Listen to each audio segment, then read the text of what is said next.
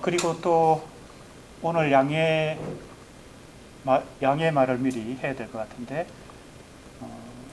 오늘 3시에 문체부 유인천 장관이 문학단체장 간담회를 하자고 해서 참석하지 않을 수 없는 상황이 되어서 2시 반까지만 수업을 하도록 하겠습니다. 오늘 수업만요. 좀 빨리 진행하겠습니다.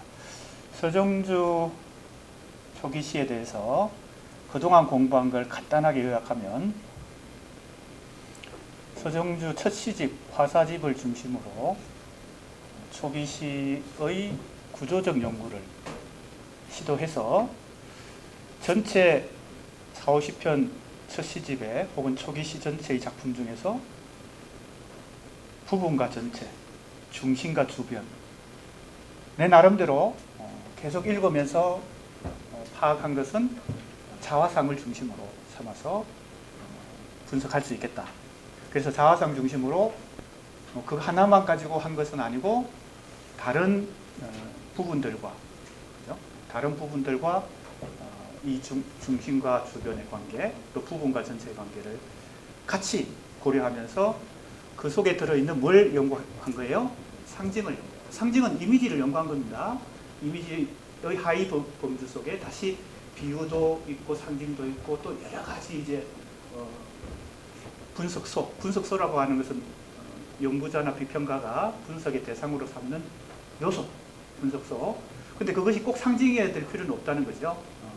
어떤 시를 구성하는, 서정주 시를 구성하는, 혹은 앞으로 우리가 공부할 한용운 시나 김종삼 시를 구성하는 여러 구성 요소들 중에서 분석소를 적소에 잘 찾아내는 것. 이게 이제 안목이죠. 그죠? 문학 작품을 읽고 비평하는 사람의 안목입니다. 그래서 그것은 우리 지금 수강생들이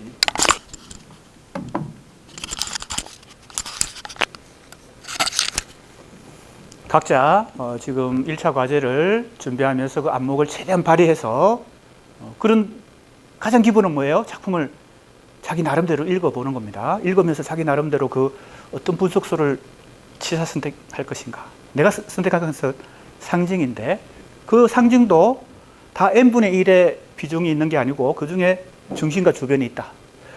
작품도 그렇고요. 그래서 초기시 전체 속에서 내가 자화상을 중심으로 놨고 또 자화상의 상징들이 무수히 많이 등장하는데 그 안에서 1단계, 2단계, 3단계로 다시 구조를, 그죠?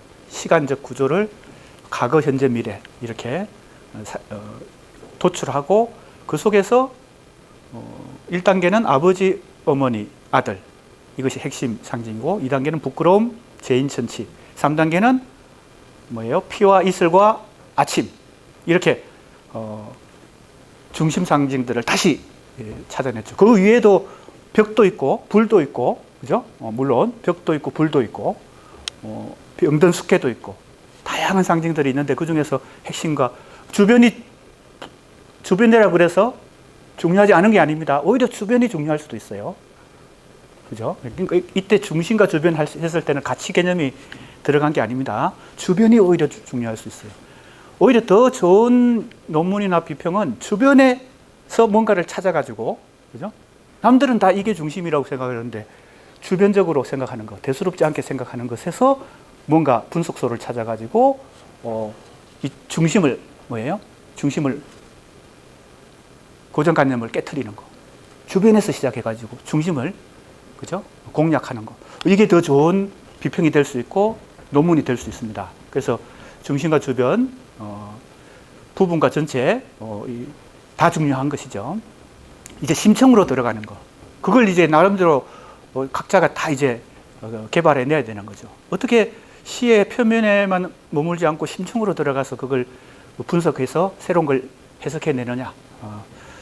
그래서 이제 지금까지 내가 수업을 진행하면서 했던 것에 이제 결론적으로 이 도식을 얻어낸 거죠.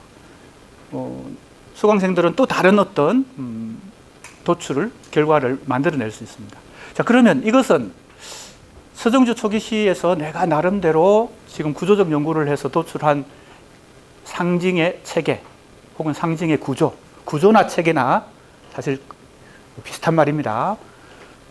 그래서 상징의 구조나 상징의 질서를 이렇게 찾았거든요. 지금 화살표가 빠져 있습니다. 피에서 푸른 하늘로 화살표, 불에서 이슬로 화살표, 눈물로 화살표.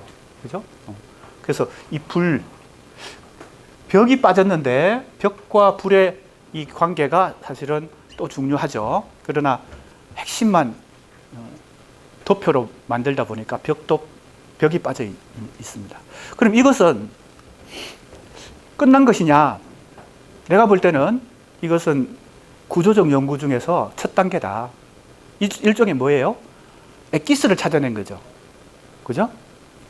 자화상 중심으로 중심과 주변, 부분과 전체, 표면과 심층으로 이렇게 하는 내 나름대로의 구조적 연구를 한 결과인데 이것은 끝난 게 아니다. 이게 불충분하다. 이건 다른 말로 하면 이 연구를 서정주 초기시를 대상으로 연구를 수직적으로 압축적으로 한 것이다. 그래서 이걸 가설로 삼아서 이제 서정주 초기시의 중요한 작품들을 내 나름대로 사실은 재구성한 거잖아요. 서정주 초기시의 미학을 상징주의 미학, 19세기 말 프랑스 상징주의 시인들, 그 중에 특히 보들레르로 대표되는 상징주의 미학이 서정주 초기시의 미학이라고 말할 수도 있고, 조금 더 구체적으로는 에로티시즘 미학인데, 육체와 정신의 이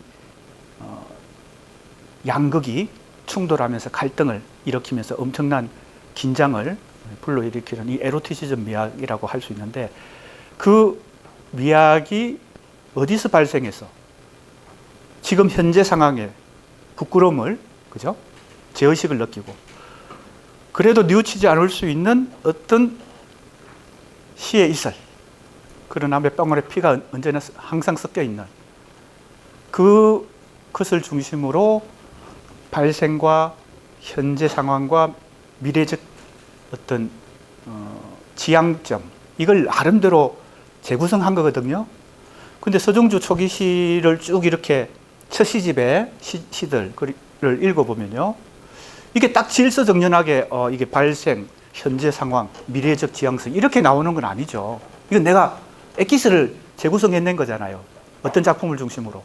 자화상이라는 작품에 그게, 그죠? 농축돼 있기 때문에 그 엑기스를 내가 찾아본 것이니까, 굳이 얘기한다면 서정주 초기시를 연구했을 때 수직적으로 연구한 거예요. 농축적으로. 이제 이걸 수평적으로 펼쳐서 서정주 초기시의 여러 중요한 작품들이 있는데, 과연 지금 이러한 뭐예요? 그러니까 이게 표면적으로 나타난 게 아니라 내재적인 어떤 그 발생 순서를 내 나름대로 재구성해낸 거잖아요. 그걸 따라가 보는 겁니다. 이제 다른 말로 하면 수직적 연구를 이제 수평적 연구 속에서 점검해 보는 것입니다. 일종의 지금까지는 가설이고 이것까지도 가설이고, 과연 그럴까? 지금까지 살펴본 이 결론을 수평적으로 점검해 보는 것입니다. 가설을 검토해 보는 것입니다. 교재가 있는 사람은 그 다음 페이지를 보면 되겠습니다. 그게 바로 3장입니다. 전개양상, 지금 내가 재구성해낸 이 미학의 발생과 현재 상황과 미래적 지향점이 과연 서정주 초기시에 혼재되어 있는데, 왜? 이 질서정연하게 이렇게 딱딱 나타나는 게 아니거든요. 시라고 하는 것이 서정주 초기시에 순서대로 딱딱 이렇게 나타나면 얼마나 이해하기 좋겠어요. 그러나 그렇지 않죠. 내가 혼재되어 있는 것 속에서 이제 재구성해낸 것이니까 과연 그럴까 하고 이제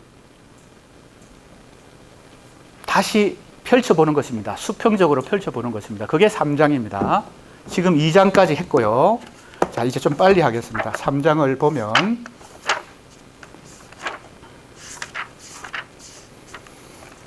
교재가 있는 사람은 282쪽입니다. 자, 내가 재구성한 서정주 초기시의 미학의 발생은 바로 뭐예요? 부성의 부재와 모성의 동경이죠. 이게 자화상 앞부분에 나와 있는, 거기서 내가 나름대로 도출해낸 것입니다. 모든 것은 기납적으로 작품 속에서 증거, 물증을 찾아가지고 제시를 해야 되겠죠. 그래서 이 첫 단계를 다시 검토하기 위해서 어떤 작품들이 이런 것을 잘 보여주는가 하고 살펴봤더니 수대동시라는 작품입니다. 교재가 있는 사람은 작품이 인용되어 있으니까 잘 보면 되겠습니다. 흰 무명옷 갈아입고 난 마음 사늘한 돌담에 기대었으면 사뭇 쑥스러워지는 생각 고구려에 사는 듯 아스럽 눈 감았던 내 넋의 시골 별 생겨나듯 돌아오는 사투리 이랬거든요. 이게 어조나 시의 내용이나 분위기나 상당히 평온하고 잔잔해졌습니다.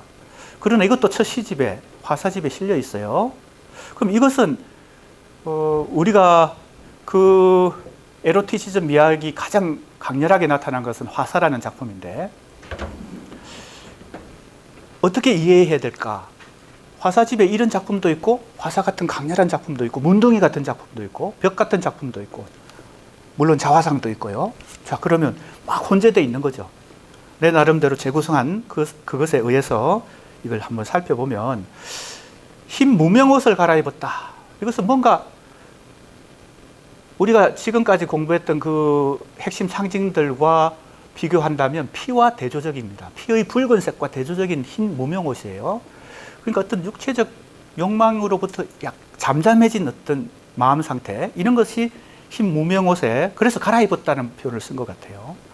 그런데 이제 어느 정도 마음의 안정을 찾은 상태에서 즉 자신의 그 뭡니까 갈등 뭡니까 그 부끄러움 그것이 강렬했던 때를 돌아봅니다. 그게 이연입니다. 보세요. 등장불 벌써 키워지는데 오랫동안 나는 잘못 살았구나. 샤를 보들레르처럼 슬고 괴로운 서울 여자를 아주 이제는 잊어버려. 자, 왜 괴로워요? 여자. 그죠? 그러니까 우리가 에로티시즘 미학에서 뭡니까 가설로 삼았던 그것이 어느 정도 이해가 되고 또 보들레르가 등장했다는 것도 상당히 주목할 만합니다. 보들레르 악의 꽃으로 대표되는 보들레르의 상징주의 시의 미학을 서중주가 이 시기에 초기 시에 강렬하게 영향을 받았다. 이걸 역시 잘 보여주는 대목입니다. 잊어버려라 그러니까 이제 그 갈등에서 그 뭡니까 육체와 정신의 그 강렬한 충돌 그죠? 소용돌이 속에서 약간 벗어난 지금 상태에서 이 시를 쓰고 있다. 이런 걸 알 수 있습니다. 인왕산 그늘 수대동 14번지. 수대동이라는 것은 지명 이름인데 지금 오매는 남보다 조개를 잘 줍고 아버지는 등짐 서른말 졌느니 오매는 어매를 얘기하는 것 같아요. 어머니. 여기 나오는 아버지 어머니는 자화상에 나오는 그죠? 애비는 정이었다 밤이 깊어도 오지 않았다와 상당히 다릅니다. 그러니까 이 상황은 실제 상황일 수도 있고 아니면 마음에서 소망, 희망하는 아버지 상일 수도 있죠. 등짐, 서른발 졌다는 것은 노동을 통해서 왕성한 그죠? 사회적 활동을 통해서 가장으로서 역할을 하는 아버지입니다. 여기는 10년 전 옛날 금녀 나와 둘이 있던 곳하고 금녀가 등장합니다. 그래서 이 금녀는 서울 여자 괴롭던 서울 여자하고는 다른 어떤 마음의 안정을 가져다 주는 어떤 여성상으로 등장합니다. 봄이 다시 오니까요. 그리고 금녀 동생을 얘기합니다. 눈썹이 나오죠. 그래서 이 눈썹은 그 육체적 욕망의 대상이라기보다는 정신적 혹은 마음의 안정을 가져다 주는 여성상으로 금녀 동생이 나오죠. 수대동. 그래서 지금 우리가 이 작품들을 다 공부 대상으로 삼는 건 아닌데 빨리빨리 넘어가겠습니다. 뭐 이렇게 우리가 목록화된 작품 있죠. 시험 중간고사도 그 목록화된 작품에서만 나옵니다. 자, 요거는 여성의 동경을 부성의 부재와 여성의 동경을 잘 이해할 수 있는 작품들을 지금 요 카테고리에서 지금 살펴보는 거예요. 순서는 좀 혼재되어 있지만 뒤죽박죽이 되어 있지만 내가 재구성한 그 시의식의 발생의 부분, 부성의 부재와 모성의 동경이라고 하는 그것을 잘 그것과 잘 부합하는 작품들을 살펴보는 것입니다. 이 작품은 화사집에 수록된 작품은 아니에요. 그런데 역시 5살 때도 그랬죠. 5살 때라는 작품도 첫 시집 화사집이 아니라 신라초라는 나중에 쓴 작품인데 5살 때를 회상하면서 썼기 때문에 참고가 되고, 이 작품도 마찬가지입니다. 이 작품도 서정주 시선에 수록된 작품인데 가글을 회상하면서 쓰고 있어요. 나의 시, 자신의 시를 이렇게 얘기합니다. 어느 해 봄이든가 먼 옛날입니다. 가글을 지금 회상합니다. 나는 어느 친척의 부인을 모시고 성안 동백꽃나무 그늘에 와 있었습니다.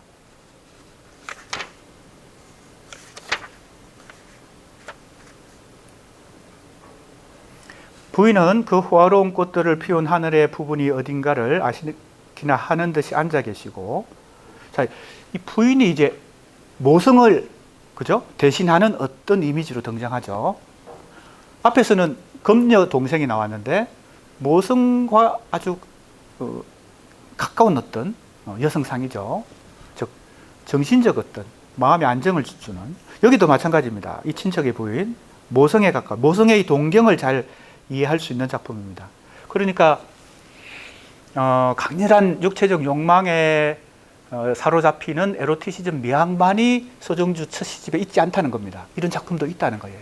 이걸 이해하려면 바로 부성의 부재와 모성의 동경이라는 그 미학의 발생, 시의식이 발생한 그 요소와 같이 견주어서 살펴볼 수 있습니다.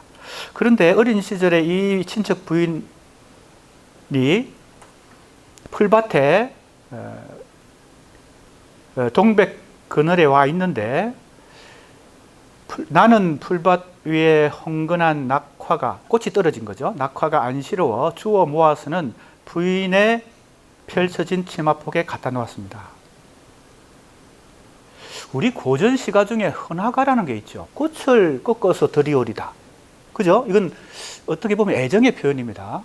남성이 여성에게 꽃을 준다는 것은요. 근데 이제 여기는 이성이라고 하기에는 어려운, 그죠? 친척 부인이니까 어린 시절에 서정주의 마음 상태가 이 모성 혹은 어머니든 친척 부인이든 상당히 정신적으로 동경하는 그런 연모하는, 사모하는 그런 심리 상태, 정신 상태를 보여줍니다. 쉼없이 거짓을 되풀이하였습니다. 자, 이게 바로 어린 시절의 기억인데, 이걸 자기가 시를 쓰는 것과 등가로 놓습니다. 보세요. 그뒤 나는 연년히 서정시를 썼습니다만 그것은 모두가 그때 그 꽃들을 주워다가 들이던 그 마음과 별로 다름이 없었습니다. 내가 시를 쓰는 것은 그 부인에게 꽃을 꺾어 드리는 그 순수한 마음 같은 것으로 내가 시를 지금까지 써왔다는 겁니다.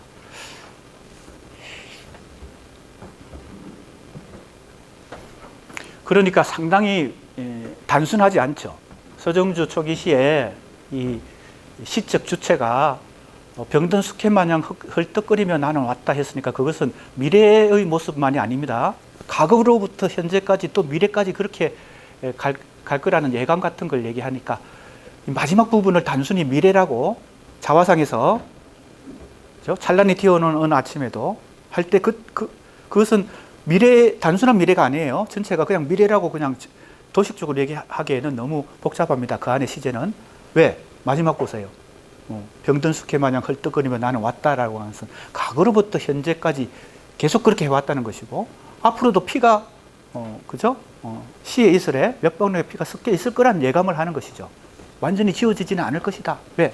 경험상 시를 씀에도. 그러나 또 서정시를 쓰는 이 마음 속에는 이런 순수한 여성에 대한 연모의 마음이 있다.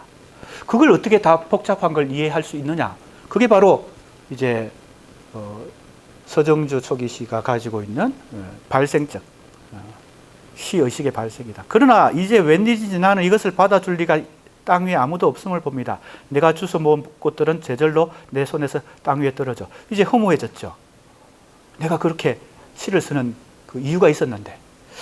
그래서 이 나의 시를 쓰는 당시는 상당히 초기시, 중기시로 넘어간 시기에서 현재 상황은 지금 그러한 동기가 사라지고 있다는 것을 아쉽게 얘기하고 있습니다. 나는 시를 쓸 수 없습니다. 자, 빨리 가겠습니다. 대체로 다 여성에 대한 동경, 그게 이제 내가 이제 시의식의 발생에서 살핀 모성애의 동경과 연결되어 있습니다. 모성은 바닷속에서 어머니한테서 이름만 들은 그 뭡니까 소쩍새? 소쩍새라든가 그 새와 연결시켜주는 연결고리가 되기도 하고, 그래서 그 새는 여성을 대표할 수 있죠. 다시 그 새는 고양이나 뱀같이 육체적 욕망의 대상과 눈석과 같은 정신적 대상으로 다시 분화가 되는데, 어머니는 또 한편으로는 이 정신적 사랑에 혹은 마음의 평안을 주는 그런 대상으로 또 존재합니다. 이 작품도 동천이라는 작품의 시집에 나옵니다. 화사집에 나오는 작품은 아니에요. 근데 역시 어린 시절을 회상하면서 쓰고 있습니다. 내 영혼은 물빛 라일락의 빛과 향의 길이로다. 영혼을 얘기해요. 영혼을. 그것은 라일락의 빛과 향의 길이라 그랬습니다. 이건 나중에 다시 이제 화사라는 작품을 공부할 때 같이 공부할 텐데, 내가 보들레르로 대표되는 프랑스 19세기 말 상징주의 시의 미학의 가장 기본 요소가 뭐라 그랬어요? 감각. 시의 언어를 감정을 자연스럽게 표출하는 언어로 생각하지 않고 감각적 형상화를 한다 그랬죠. 감각을 자극해요. 그러니까 이제 이미지를 구사하지만 나중에 20세기 초 T.S. 엘리어트와 같은 영미 모더니즘, 이미지즘 시인들이 구사하는 이미지하고는 좀 다릅니다. 그때는 굉장히 투명하고 정신적인 차원의 이미지예요. 이 보들레르로 대표되는 낭만주의 시인들의 이미지는 이 다양한 감각들을 통해서 암시와 상징의 효과를 만들어내요. 자, 지금 여기 라일락을 빛과 향의 길이다 이렇게 얘기했을 때 이건 이 감각을 활용하는 것입니다. 그죠? 라일락 꽃의 감각을 최대한 활용해서 자신의 정신적 세계를 묘사하고 있는 것입니다. 나중에 화사라는 작품에서는 강렬한 육체적 욕망을 어떻게 감각적으로 감각적 이미지로 표현하는지 살펴볼 텐데 잠깐 생각이 나서 얘기를 한 것입니다. 그건 나중에 다시 얘기하겠습니다. 그러니까 요지는 이런 것이죠. 서정주 초기 시가 보들레르로 대표되는 상징주의 미학과 상당히 유사한 면들이 많다. 그죠? 공통분모가 많다. 그 미학에 있어서 시적 태도의 시적 어떤 형상화 방식에 있어서 감각이라고 하는 걸 감각을 어떻게 자극하는지 보세요. 라일락의 빛과 향의 길이로다. 빛과 시각적 이미지, 청각적 이미지로 이 라일락을 표현함으로 해서 어떻게 해요? 단순히 물질적인 어떤 이미지, 감각만을 자극하지 않고 정신적 세계를 얘기하는 겁니다. 그게 암시를 통해서, 감각적 암시를 통해서 정신적 세계를 뭐예요? 상징하는 것입니다. 암시하고 상징하는. 이게 상징주의 미학입니다. 가단 후미진 구렁이 있어. 소학교 때 내 여선생님의 키만한 구렁이 있어. 이쁜 여선생님의 키만한 구렁이 있어. 자기의 영혼이니까 이건 정신적 차원에 가까운 것인데, 이것을 소학교 때 여선생님에 대한 추억과 함께 라일락 꽃의 빛과 향을 묘사함으로 해서 정신적 세계를 표현하고 있습니다. 자, 이게 이제 첫 번째 단계에 대한 얘기고요. 자화상에서는 쉽게 발견되지 않는 두 번째 단계가 있습니다. 이게 뭡니까? 왜 부성의 부재와 모성의 연민, 즉 여성에 대해서 이렇게 동경하고 여성에 대한 정신적 사랑과 평화를 추구하는 이러한 감성의 세계가 왜 부끄러움으로 갑자기 현재의 부끄러움으로 넘어왔는가 할 때 그게 너무 도약이 심하니까 이해가 잘 안 되잖아요. 그래서 내가 구조적 연구를 해보니까 뭐예요? 벽이라는 작품이 중요하다. 그게 신춘문예 등단시거든요. 동아일보 1936년. 그 벽이라는 작품 좀 이따 이제 나옵니다. 그걸 살펴볼 텐데요. 그리고 뭐가 중요해요? 불이 중요하죠. 그래서 그 숨어 있는 말주름표 안에 많은 것들이 숨어 있는데, 자화상에 말주름표 안에 그 중에는 벽과 불, 이 두 가지도 굉장히 중요한 상징이다. 왜? 부성의 부재와 모성의 동경에서 현재의 부끄러움, 죄의식을 느끼는 과정에서 엄청난 것들이 그 안에 뭐예요? 잠재되어 있으니까요. 그게 바로 내가 두 번째 단계로 설정한 외계의 억압과 자아의 폐쇄입니다. 자아의 폐쇄를 대표하는 게 벽이에요. 바로 벽이라는 작품을 살펴보겠습니다. 짧은 작품입니다. 덧없이 바라보던 벽에 지치어 불과 시계를 나란히 죽이고. 자, 벽에 지쳤다는 것은 벽에 지금 갇혀 있는 것입니다. 밀폐된 공간 안에 자기 의지로 이걸 박차고 나가기 어려운 그런 어떤 벽이에요. 그래서 이 벽은 실제 이런 물리적인 공간의 벽이라기보다는 어떤 정신적 세계 속의 벽이에요. 그게 바로 그 흙으로 바람벽한 호롱불 할 때 그 벽과 불은 아무 상징이 아닌 것처럼 여겨지잖아요. 그냥 어떤 현실의 상황을 그냥 묘사한 것 같잖아요. 근데 거기에도 상징성이 있다고 나는 보는 겁니다. 그 벽. 왜 갇혀 있을까? 잘 보세요. 손톱이 까만 음의 아들 입장에서는 그 정신적 벽에 가까운 거죠. 애비는 부재하고 음에는 달을 두고 풋살구가 먹고 싶다 하였으나 자기가 갖다 줄 수도 없는 무기력한 어린, 자기 손톱에 때도 청소 못하는 그런 아이이기 때문에 자기 정신의 세계 속에서, 그 10년 속에서, 무의식 세계 속에서 벽에, 그죠? 폐쇄된 벽에, 폐쇄된 심리 속에 들어있다는 겁니다. 그게 이제 지금 이 벽이라는 작품 속에서 벽으로 등장합니다. 불과 시계를 나란히 죽이고, 여기서도 굉장한 상징성을 우리가 볼 수 있습니다. 불이 바로 여기 또 등장하죠. 그 호롱불의 불이 정신적 어떤 추구, 정신적 어떤 에너지, 이런 걸 나는 상징한다고 이제 해석을 해보는데, 불을 죽인다는 것은 벽에 갇혀서 더 이상 무기력해진 것입니다. 그 불을 더 키울 수가 없는 것입니다. 불을 키우고 싶은데. 자, 시계를 죽인다는 것은 굉장히 중요한 어떤 상징과 암시죠. 이것은 현실은 지금 시간의 구속을 받죠.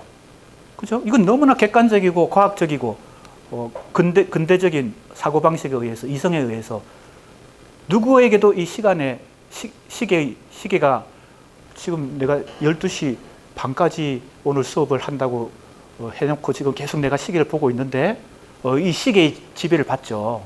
근대 이후에 근대 문명에서 살아가는 우리 근대인들은요, 그거는 벗어나기 어려운 어떤 객관적 사실입니다. 객관적 상황이에요. 그걸 다 죽일 수밖에 없는 거. 불은 시적 자아의 정신적 추구고, 시계는 객관적 현실입니다. 이 벽에 갇혀가지고 더 이상 어떻게 할 수도 없고, 불과 시계가 다 를 멈춰야 되는, 죽여야 되는. 그러고 나서 그 내면, 폐쇄된 내면 속에서 이렇게 얘기합니다. 어제도 내일도 오늘도 아닌. 자, 시계를 죽였으니까 이제 객관적 시간의 흐름은 이제 사라졌죠. 이 내면의 폐쇄된 심리 상태 속에서 어제도 내일도 오늘도 아니요. 그죠? 여기도 저기도, 그러니까 시간과 공간의 객관적 현실을 벗어난 어떤 밀폐된 자의식 속에 들어가는 거죠. 자, 그 안에서 그게 바로 벽입니다. 밀폐된 자의식, 그게 벽입니다. 자, 이 벽이란 작품을 잘 같이 뭐예요? 서정주 초기시에서 자화상하고 같이 읽어봐야, 자화상만으로는 해석이 안 되는, 그죠? 왜 해석이 안 돼요? 갑자기 왜 부끄럽다고 해? 23세 동안 나를 키운 건 파라리 바람이고, 그죠? 세상은 가도 부끄럽다고 그러는데 왜 갑자기 부끄러워졌어? 이해가 안 되는데, 이 벽을 이제 체험적으로 이제 밀폐된 자의식을 가지게 된 거죠. 그 안에서 불을 키우고 있습니다. 그러나 불이 자꾸 꺼져들어요. 정신적 추구가, 정신적 에너지가 자꾸 꺼져들어. 보세요. 그래서 3년은 꺼져드는 어둠 속 반딧불처럼 까물거려. 까물거린다는 것은 뭐 꺼져가는 것이죠. 명멸한다. 뭐 좀 어려운 말로 하면 명멸한다. 깜빡깜빡하면서 꺼져가는 거. 무엇이? 반딧불처럼 했으니까 비유입니다. 위에 나오는 불과 연결되는 이미지겠죠. 반딧불은요. 지금 뭔가 정신적 어떤 에너지가 소멸해 가는 거예요. 벽 속에 갇혀가지고. 벽은 밀폐된 자의식입니다. 그래서 정지된 나의 서러움은 벙어리처럼 했습니다. 그래서 벙어리가 생긴다는 거예요. 밀폐된 자의식 속에서 정신적 추구가 좌절되는 그 상황 속에서 바로 보세요. 이 시하고 자화상을 이제 같이 부분과 전체로 이렇게 같이 왕복 운동하면서 해석해 보면 바로 그 흙으로 바람벽한 호롱불 밑에 할 때 그 불과 벽이 이 손톱이 까만 그죠? 음의 아들의 심리 상태를 그죠? 상징해주는 그런 요소다. 이렇게 볼 수 있습니다. 그래서 여기 나오는 벙어리가 왜 벙어리인가? 밀폐된 자의식 속에서 이제 외치고 싶은데 외칠 수 없는 그 자의식의 벽에 갇혀 있으니까요. 바로 이 존재, 이 벙어리가 바로 부끄러움의 정체를 이해하는 데 도움이 됩니다. 그리고 서정주 소개시에 지금까지 우리가 잠깐 살펴봤던 그 존재들 있죠. 그 시적 주체들. 대표적으로 화사. 그죠? 두 번째, 문둥이. 이 존재들이 다 벙어리예요. 같은 존재. 왜 그런 존재들이, 밤의 존재들이 나타났는가를 우리는 이 심리적 상황을 이해해야 알 수 있다. 그래서 내가 설정한 것이 두 번째 단계입니다. 외계의 억압과 자아의 폐쇄. 외계의 억압은, 자, 이거 뭘까요? 왜 외계의 억압이라고 설정했을까요? 이건 약간 심리학 혹은 정신분석학과 약간 연관되는데, 부성이 부재하잖아요. 애비는 종이었다, 밤이 깊어도 오지 않았다. 그런데 왜 외계라고 하는 것은 사회 현실, 이런 얘기입니다. 주체의 심리적, 그죠? 자의식으로 놓고 볼 때는 이 외계는 외부 세계입니다. 그래서 외계인 뭐 이런 게 아니에요. 우주 뭐 이런 얘기가 아니에요. 자기 자아의 입장에서는 외부 세계가 억압을 하니까 자기를 방어 기제를 가지고 이 폐쇄된 심리 자의식을 만듭니다. 이게 이제 정신분석학이나 심리학 세계에는 방어 기제죠. 이건 너무 상식적이죠. 이 정도는 다 이해하죠. 여러 가지 정신적 어떤 상태들이 이 방어 기제가, 물론 방어 기제만 갖고 이해할 수는 없지만 그것도 일부 방어 기제가 같이 작동하는 것입니다. 어떤 정신분석학 혹은 심리학의 여러 작용들이요, 메커니즘들이. 여기도 외계의 억압이라는 것은 그러면 그걸 방어 기제하기 위해서는 벽이 필요하죠. 흙으로 바람벽한 할 때 그 벽은 바람을 막는 어떤 보호막이에요. 그렇잖아요? 흙으로 바람을 막으려고 벽을 만든 거니까. 그 안에 호롱불이, 벽이 없다면 꺼지겠죠. 자, 그러니까 이 벽은 아주 모순적이고 이율배반적이죠. 한편으로는 자아를 보호해주는 방어막이기도 하고, 한편으로는 자기를 밀폐된 공간에 갇히게 하는 자의식의 벽이 되기도 하죠.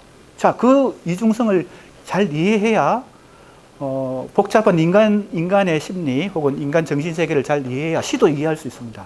시도 너무 단순하게 그냥 해석하는 경향이 있어요. 자, 그러니까 이 벽도 그 이중성을 가진 벽이에요. 그러니까 애비는 부재하지만 그 애비는 현실에 실제 우리 육친의 아버지, 즉 우리 이제 현실의 아버지, 그런 의미만 있지 않죠. 그래서 부성이라고 그랬습니다. 부성은 사회 현실 혹은 사회적 원리, 상징계의 질서 뭐 이런 것입니다. 그것에서 자기는 엄청난 압박감을 느끼는 거죠. 애비는 부재하지만 애비가 없더라도 없기 때문에 오히려 부성의 억압이, 사회적 억압이 이 어린 서정주의 심리 속에 작동한다는 겁니다. 그게 자아의 폐쇄의 원인이 됩니다. 외계의 억압과 자아의 폐쇄. 그런데 그것은 이 자아의 폐쇄는 이렇게 복잡한 이중성을 가진 벽을 만들어낸다. 한편으로는 자기를 방어하는 것이고 한편으로는 자기가 밀폐되어서 고립되는 것입니다. 그래서 벙어리가 생겨나요. 그 벙어리, 문둥이, 화사가 만들어내는 것이 육체적 욕망입니다. 그게 피입니다. 그 피와 대립되는 뭐예요? 아침을 만들어내려고 노력하고 그래서 만들어지는 게 시의 이슬이죠. 자, 조금 심층으로 들어가기 위해서 내가 지금 눈치 빠른 학생들은 다 이해했겠지만 뭔가 시를 단순히 그냥 읽지 않고 뭔가 다른 어떤 지식을 활용해서 조금 더 깊이 심층에 그죠? 이 시의 심층으로 파고들려고 나는 노력하고 있는데 그건 다른 말로 하면 심리학이나 정신분석학적 지금 요소들을 상당히 내가 많이 활용해서 심층으로 들어갑니다. 근데 구조적 연구의 세 번째 기준이 뭐라 그랬어요? 표면만 읽지 않고 심층을 들여다본다. 그게 여러 가지 심층으로 들어가는 방법은 다양하겠지만 내가 지금 여기서 계속 시도하고 있는 것은 일종의 프로이트, 락강, 정신분석학의 요소를 그러나 그것도 너무 도식적으로 막 가져와서 오이디푸스 콤플렉스 또 온갖 게 있죠. 어떤 개념들이 우리가 이미 알고 있는 그런 개념들을 도식적으로 막 이렇게 적용하면 안 됩니다. 그걸 잘 소화하고 적재적소에 자기식으로 소화한 다음에 그게 정신분석학이든 마르크스주의든 사회학이든 요즘 유행하는 바디오, 랑시에르, 아감벤 이런 철학이든 들레즈, 그죠? 니체 철학이든 그 공부하면 좋은 것이죠. 모르는 것보다 훨씬 좋죠. 그러나 그걸 막 도식적으로 작품을 해석하는데 그걸 이용하면 그건 오히려 안 하는 것만 못하게 됩니다. 그래서 내가 지금 하는 것은 그걸 소화하고 이해한 다음에 자연스럽게 녹여서 자기가 시를 해석하는데 활용하는 것입니다. 자, 그런데 이 벙어리가 된 이 주체가, 시적 주체가 어떻게 얘기합니까? 마지막 면을 보세요. 이게 신춘문예 36년 동아일보 신춘문예 등단작이니까 어떻게 보면 발표된 작품으로는 최초의 작품입니다. 마지막에 이렇게 얘기합니다. 이제 진달래꽃 벼랑 햇볕에 붉게 타오르는 봄날이 오면 벽 차고 나가 목매어 울리라 벙어리처럼 오 벽아 이랬어요. 그만큼 이 벽에 갇혀있는 이 밀폐된 심리적 자의식의 상태가 강해서 이걸 벗어나서 어디에 가는 게 목표입니까? 햇볕입니다. 지금 이 밀폐된 벽은 어둠의 세계예요. 그래서 문둥이, 화사, 벙어리 이런 존재들이 서정주 초기 시를 물들이는 에 등장하는 그런 존재들이 나타났다 이렇게 볼 수 있고 이 어둠의 존재들이 밀폐된 존재들이 해방을 추구합니다. 그것이 바로 봄날이고 그것이 햇볕입니다. 자, 그러니까 이 작품도 계속 지금 앞에서 우리가 수직적 연구를 통해서 가설적으로 도출해냈던 그 핵심 이미지 있잖아요. 그때 불도 있었고 벽도 있었고 그 다음에 뭐가 있었어요? 피가 있었고 푸른 하늘이 있었죠. 그 푸른 하늘에 해당되는 거, 아침에 해당되는 거, 그죠? 이게 바로 여기 나오죠. 이게 바로 첫입니다. 그러니까 어떻게 보면 이 혼재되어 있지만 작품 서정주 초기시 전체 속에서 혼재되어 있지만 거기서 다 어딘가 연결되어 있는 거죠. 어떤 선으로 연결되어 있어요. 그걸 재구성해내는 거. 그러려면 계속 읽으면서 탐색을 해서 비평가 혹은 연구자는 그럼 서정주는 이런 걸 다 계산하고 이렇게 했을까? 나는 벽에서 이런 햇볕을 여기다가 요 이미지를 쓰고 나중에 자화상에 가서는 찬란히 튀어오는 어느 아침에도 할 때 아침에 이 햇볕에 해당되는 아침을 쓰고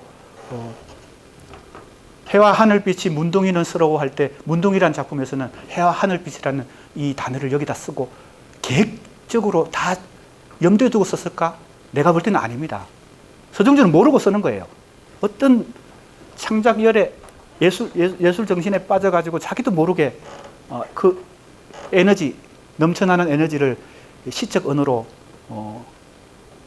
옮겨놨을 뿐이에요. 그러니까 알면 그렇게 못 쓰겠죠.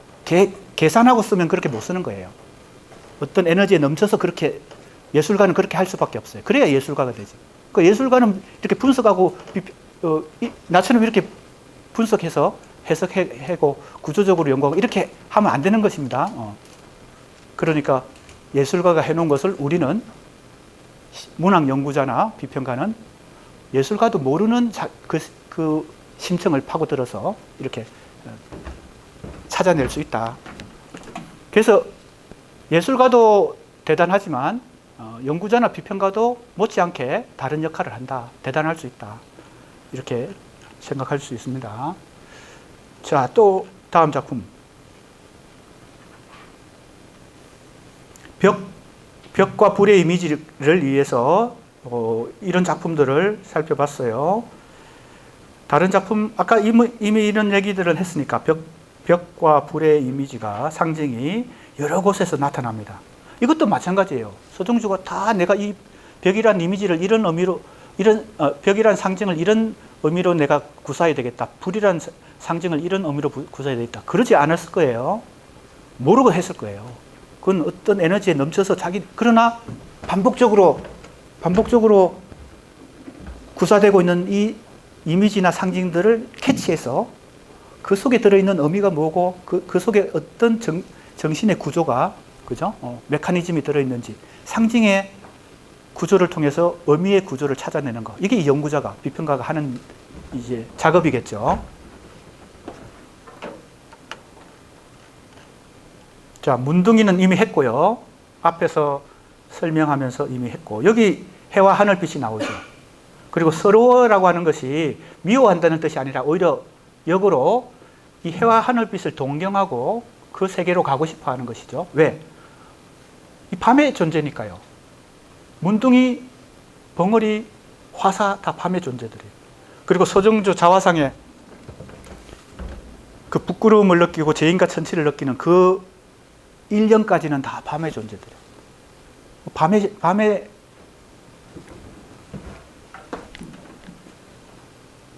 그래서 그 밤을 극복하는 어떤 광명의 세계가 아침 혹은 해 아니면 하늘빛, 푸른 하늘 뭐 이렇게 나타나고, 그것을 서러워한다는 것은 그걸 정오한다기보다는 오히려 염원하고, 그죠? 추구하기 때문에, 그러나 좌절되기 때문에 서러운 것이죠. 그래서 여기 울음도 해석을 했습니다. 또 넘어갑니다. 부엉이 넘어가고요. 그 부엉이가 우리 그 작품 분석 대상에 포함이 안 돼 있죠? 그거 목록 갖고 있나요? 안 갖고 있어요? 목록 있는 사람 아무도 없나?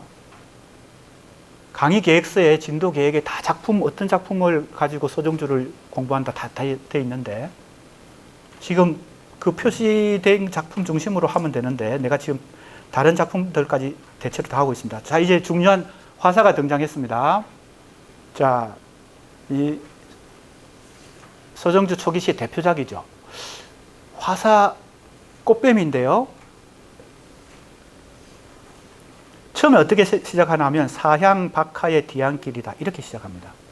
사향은 사향노루를 이제 앞쪽에서 사향이라고 그런 것이고요. 이것은 강렬한 후각적 효과를 노리고 지금 사향을 등장시켰습니다. 사향의 향기가 강렬한 이 냄새를 풍기기 때문에 여러 가지 성적 자극을 주는 것으로 사실은 알려져 있습니다. 박하도 그렇죠. 박하도 식물인데 그 후각적 향기가 강렬하죠. 그러니까 이 두 개의 이미지는 후각적 효과를 강렬하게 제시하는 이미지입니다. 왜 그랬을까요? 이 작품이 역시 상징주의 미학을 잘 보여준다고 여기서 증거를 또 찾을 수 있습니다. 지금 이 작품 자체가 어떤 육체적 욕망에, 그리고 그것의 제어식을 느끼는 이 갈등, 강렬한 갈등, 그래서 결국은 에로티시즘인데, 에로티시즘 미학을 대표적으로 보여준 작품이고, 이 후각적 이미지를 통해서 그 뭡니까? 성적 욕망을 분위기로 이미 만들어내고 있습니다. 자, 아름다운 배암 그랬으니까요. 미와 추를 동시에 갖고 있죠. 이것이 인간의 본성이라고 보는 겁니다. 그게 보들레르 상징주의 미학의 핵심이기도 하고요. 지금 서정주 초기 시의 핵심이기도 합니다. 그래서 아름다운 배암, 이 단어 하나에 농축되어 있습니다. 얼마나 크다란 슬픔으로 태어났길래 저리도 징그러운 몸뚱아리냐. 아름다운데 징그러워요. 그죠? 미와 추를 동시에 갖고 있어, 이 꽃뱀이요. 악의 꽃이 바로 보들레르 대표작 악의 꽃이 그런 속성을 갖고 있는 것 같습니다. 꽃다님 같다. 꽃다님이 뭐예요? 다님은 한복에, 이 남자들이 입는 한복 바지에 이 발목에 두르는 끈입니다. 바지가 헐렁하니까 발목에다가 이렇게 끈을 대는 거예요. 그런데 일종의 그 끈이 약간의 뭡니까? 장식구. 요즘 양복을 입을 때는 남성들은 주로 이 넥타이를 통해서 장식을 합니다. 어복상. 근데 한복은 이 다님을 가지고도 여러 가지 다양한 색채 그리고 뭐 비단 같은 걸 고급 재료를 써서 이걸 이제 장식구로 사용하는 거죠. 근데 꽃다님이니까 꽃 무늬가 있는 데님 같다는 거예요. 왜냐하면 데님이 길게 늘어놓으면 이게 뱀의 모양처럼 비슷하잖아요. 그러니까 꽃다님에 비유하고 있습니다. 이것도 뭐에 해당되는 거예요? 아름답다는 뜻이에요. 그죠? 크게 보면 너의 할아버지가 이불을 꼬여내던 달변의 햇바닥이. 갑자기 왜 할아버지가 등장했어요? 여기는 성경적 모티프입니다. 성경의 아담과 이브의 그 스토리 속에 뱀이 이브를 유혹해서 결국 선악과를 따먹게 하죠. 그런데 이브가 아담까지도 그죠? 영향을 주죠. 그래서 이 지금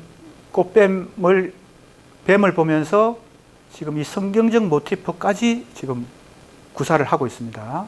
달변의 혓바닥이라 그랬어요. 소리 잃은 채 낼름거리는 붉은 아가리로. 왜 붉어요? 뱀도 잡아먹고, 저 토끼도 잡아먹고, 그죠? 개구리도 잡아먹었을 테니까. 그러니까 굉장히 육체성이 강렬한 것이 동물이 바로 이 뱀입니다. 육체성. 자, 여기 나오죠. 푸른 하늘이다 물어떠더라 원통이 물어떠더라. 화자는 지금 화살을 지금 보고 있습니다. 관찰하고 있습니다. 그런데 꽃뱀에게다가 이렇게 명령을 합니다. 푸른 하늘이다 물어떠더라 이래요. 도대체 화자와 시적 화자와 꽃뱀은 어떤 관계길래 이렇게 명령을 하는 걸까요? 그리고 왜 푸른 하늘을 물어떠더라고 그럴까요? 푸른 하늘은 지금까지 우리가 살펴봤듯이 해와 하늘빛, 그죠? 아침, 그죠? 그런 광명의 색입니다. 이 꽃뱀이 바로 자신의 분신이기 때문에 자기 내면의 무의식 속에 있는 그 욕망을 대변하는 존재로 지금 이 현실에 존재하고 있기 때문에 그 자신에게 명령하듯이 명령을 하는 것입니다. 왜 원통이라고 그랬을까요? 역시 마찬가지입니다. 미워서 그렇거나 정오해서 대결하는 게 아니고 거기에 도달하고 싶은 곳인데 푸른 하늘이요. 안 되기 때문에요. 좌절되기 때문에, 역부족이기 때문에 원통한 것입니다. 그래서 자학적으로, 위약적으로 물어뜯으라 그러는 거예요. 그리고 이제 달아나거라 저놈의 대가리 하면서 돌팔매를 쏘면서 사양 방촉길 저놈의 뒤를 따릅니다. 돌을 던지면서 그 꽃뱀을 따라가는 거예요. 도망가는 꽃뱀을요. 이것은 역시 제의식과 부끄러움 그리고 처벌의식이죠. 그죠? 제의식을 가지고 그걸 처벌하는, 이거는 자기 자신에 대한, 그죠? 자책감, 이런 것입니다. 이것은 내 해석인데, 우리 수강생들은 다른 해석도 시도해 볼 필요가 있습니다. 내가 볼 때는 이 꽃뱀은 단순한 대상이 아니고, 타자가 아니고, 자기 내면의 또 다른 자아다. 자기 속에 들어있는 어떤 육체적 욕망, 즉, 피를 이 화사로 상징적으로 지금 형상화했다. 그러니까 이중성을 갖는 거지. 한편으로는 아름답다 그러고 한편으로는 징그럽다 그러고. 왜? 그 육체적 욕망이 인간에게 그 육체적 욕망은 엄청난 에너지와 욕망 자체가 삶의 원동력이 됩니다. 그래서 그게 나쁜 게 아니에요. 또 한편으로는 제의식을 느끼는 어떤 요소가 되죠. 육체적 욕망은요. 그러니까 이중성을 가진 이 뱀을 이제 돌을 던지면서 쫓아가는 것입니다. 우리 할아버지의 아내가 입으라서 그러는 게 아니라 석유 먹은 듯 소금 먹은 듯 가쁜 숨결이야 바늘에 꼬여 두를까 보다 꽃따님보다도 아름다운 빛 클레오파트라의 피 먹으냐 여기 피가 나오죠. 그래서 이 시에 바로 푸른 하늘도 나오고 피도 나온다. 그래서 내가 이제 가설로 삼았던 그 핵심 상징들의 그 구조 속에서 피와 푸른 하늘 이 작품의 가장 그 대립되는 상징으로 대립되는 이미지로 바로 피와 푸른 하늘이다. 이렇게 확인이 된다고 나는 해석을 하는 것입니다. 붉게 타오르는 고운 입술이다. 섬여라 뱀. 섬여라 하는 것은 어느 빈틈을 파고 들어서 그죠? 들어가는 거 이게 섬여라죠. 배암의 속성이 그런 것이죠. 그러니까 우리 순례는 스물난 섹시 여기에 순례가 등장합니다. 그런데 이 순례를 고향에 갔다고 그랬어요. 그러니까 이 순례는 눈썹으로 대표되는 그리고 수레동시에 나왔던 금녀동생 같이 평화로운 마음의 상태에서 정신적 사랑을 하는 대상이 아니고 강렬한 육체적 욕망의 대상으로서의 순례입니다. 여성의 이미지가 그렇게 크게 둘로 양극화되어 있다. 육체적 욕망과 정신적 사랑의 대상으로 이것이 서정주 초기시고 이 이원성이 즉 육체와 정신의 거리가 멀면 멀수록 어떻게 돼요? 그것이 충돌할 때 강렬한 스파크가 일어나겠죠. 거리가 가까우면 이제 순화가 돼 가지고 육체와 육체적 욕망과 정신적 사랑이 거의 이제 일치되고 조화를 이루고 이런 단계도 있을 수 있죠. 그러나 서정주 초기시의 단계는 이 육체적 욕망과 정신적 사랑의 거리가 엄청 양극으로 멀어져 있는데 이것이 충돌할 때 강렬한 긴장감과 에너지를 만들어냅니다. 그것이 바로 에로티시즘 미학입니다. 그리고 그것은 보들레르의 상징주의 미학을 한국에서 서정주가 1930년대에 자기식으로 그죠? 수용해서 만들어낸 한국의 상징주의 미학이다. 이렇게 말할 수도 있습니다. 그것이 이 작품으로 대표되는 서정주 초기 시입니다. 시간이 오늘 좀 아쉽지만 다음 시간에 이제 빨리 진행해서 서정주는 빨리 끝내고 두 번째 한용운으로 진도를 나가도록 하겠습니다. 수고했습니다.